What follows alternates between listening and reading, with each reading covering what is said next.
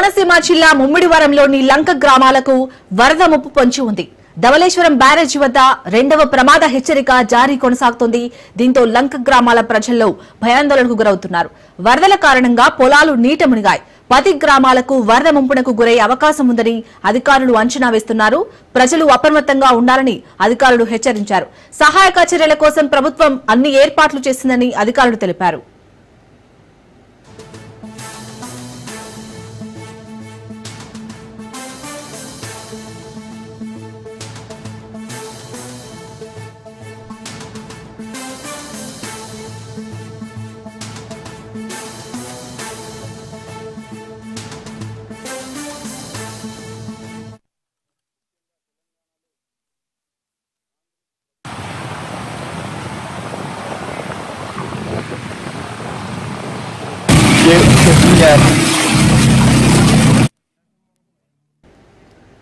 Right, Konaseema జిల్లాలో అయితే 10 గ్రామాల వరకు దాదాపుగా వరద ముంపుకు గురయ్యే అవకాశం ఉందని అయితే అక్కడ అధికారులు అంచనా వేసినట్టుగా తెలుస్తుంది. దీనికి సంబంధించి పూర్తి అప్డేట్స్ మా ప్రతినిధి దత్తు అందిస్తారు. దత్తు, ముందు జాగ్రత్తగా ఎలాంటి చర్యలు తీసుకుంటున్నారు అక్కడ 10 గ్రామాలకు సంబంధించి?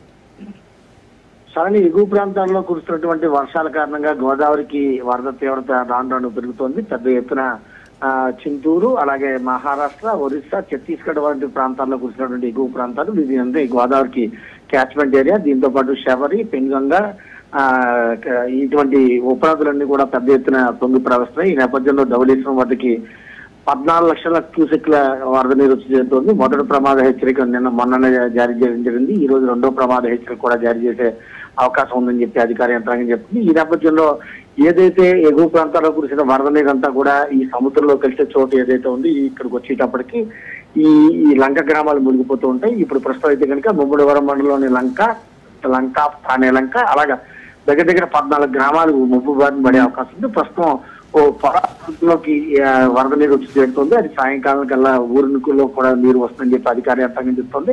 ఈ నేపథ్యంలో లంక గ్రామంలో ఉన్నటువంటి ప్రజలందరినీ కూడా ఇక్కడి నుంచి ఖాళీ చేయాలి, సురక్షిత ప్రాంతాలకి తరలి వెళ్ళాలి. దానికి తగ్గటువంటి పడవలు కావచ్చు, లేకపోతే ఇతర సదుపాయాలన్నింటినీ ప్రభుత్వం కల్పించడం జరుగుతుంది. మీరంతా గ్రామాలు విడిచి రావాలని చెప్పి హెచ్చరికలు జారీ చేస్తారు. కాజ్వే అనే ఒకటి ఉంటుంది. ఏంటంటే ఈ నది నుంచి ఊర్లోకి వెళ్లే ప్రాంతాన్ని ఒక రోడ్డుగా నిర్మిస్తారు. అక్కడ 3 అడుగుల నుంచి 4 అడుగుల వరకు వరద నీరు వచ్చి చేరింది. ఈ నేపథ్యంలో వారికి రవాణా సదుపాయానికి సంబంధించి పడవలు ఏర్పాటు చేస్తారు. ప్రస్తుతానికి అయితే కనుక సాయంకాలానికి మరింత ఈ వరద తీవ్రత పెరిగే అవకాశం ఉన్నట్టు వస్తున్న అంచనాల నేపథ్యంలో వీరందరినీ సురక్షిత ప్రాంతాలకు తరలించడానికి అధికార యంత్రాంగం ఏర్పాటు చేస్తుంది. అలాగే ఆహారం, అలాగే మంచినీరు వంటి సదుపాయాలు కూడా అక్కడ ఏర్పాటు చేస్తారు. ప్రస్తుతానికి అయితే కనుక విషయాలని దత్తు, అలాగే అక్కడ వరదల కారణంగా అయితే ఇప్పటికే పొలాలు నీట మునిగినట్టుగా తెలుస్తుంది. సో అక్కడ రైతులకు ప్రభుత్వం నుంచి ఏమైనా సహాయం అందే ఛాన్స్ కనిపిస్తుందా? లంక గ్రామాలు అంటే గోదావరి మధ్యలో ఏర్పడినటువంటి దెబ్బలు అంటే లంక ఐలాండ్స్. ఈ ఐలాండ్స్ గ్రామంలో వరదలు వచ్చినప్పుడల్లా ఇది సహజంగానే ఎప్పుడు ప్రతి సంవత్సరం ఇలా జరుగుతూనే ఉంటుంది.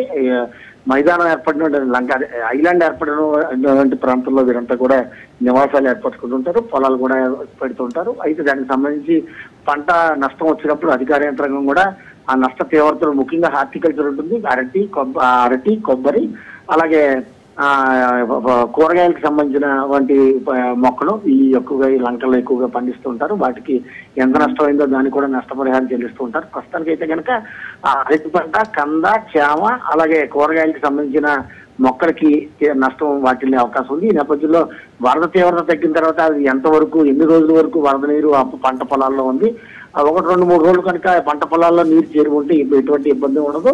అలాగే పంట పొలం పూర్తిగా మొక్కలన్నీ పూర్తిగా మునిగిపోతే నష్ట తీవ్రత అధికంగా ఉంటుంది. సగం వరకు మునిగితే ఒక 3 రోజుల వరకు ఉంటే పర్వాలేదు, 3 రోజులు దాటితే కనుక దాని నష్ట తీవ్రత ఎక్కువ ఉంటుంది. ఈ నేపథ్యంలో వరద తగ్గిన తర్వాత దాని మీద నష్టాన్ని అంచనా వేసే అవకాశం ఉంటుంది. ప్రస్తుతానికి అయితే కనుక పంట పొలాలు మునుగుతున్నమాట వాస్తవం.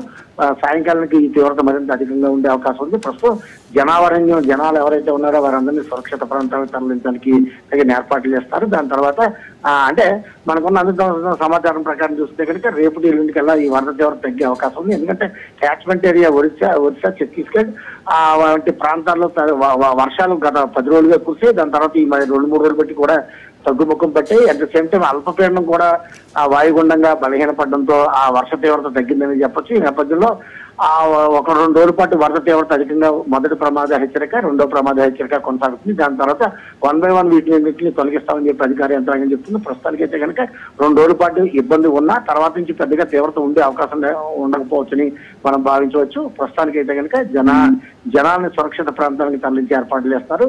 ఈ వరద తీవ్రత తగ్గిన తర్వాత పంట నష్టం గురించి అధికార యంత్రాంగం ఆలోచిస్తుంది. విషయాలకి రైట్, థ్యాంక్ యూ దత్తు.